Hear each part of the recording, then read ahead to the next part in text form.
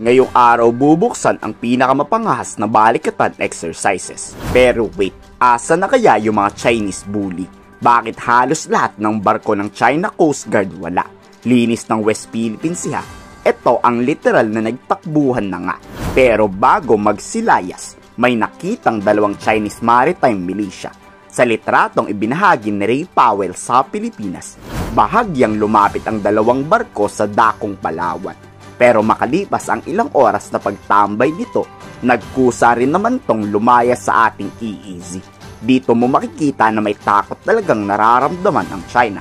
Pero kahit nababahala sa gagawing baliktan exercises, ipinapakita raw ng China na di sila magpapadaig sa puwersang binuo ni Pangulong Marcos.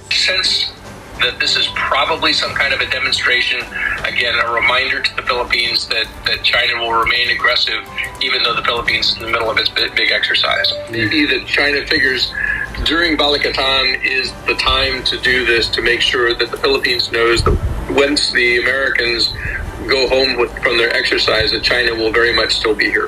Di lang balikatan ang inaalala ng China, kundi ang nuclear submarine ng AUKUS, Amerika, United Kingdom at Australia. Bali-balita kasing i-deploy to sa South China Sea. Dito agad na tinutulan yan ng Foreign Minister ng China. Kinukundina ang hakbang ng AUKUS na pag-deploy ng nuclear submarine. Nakikita to ng China na banta to sa kanilang seguridad. At mas lalo daw nitong papataasin ang tensyon sa South China Sea. Dito sinisisi ang Pilipinas na itigil na raw ang panghihikayat ng major power na sumali sa gulo. 是岛国人民的家园，不是任何大国的后院。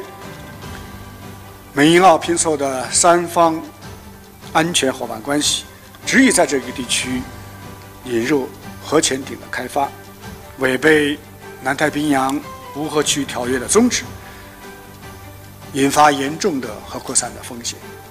Bukod sa AUKUS, marami pang mga bansa ang makikilahok sa balikatan bilang observer. 40 na mga bansa ang solid ang suporta sa Pilipinas. Sa China kaya, ilan ng sumusuporta? Parang wala kawawa naman.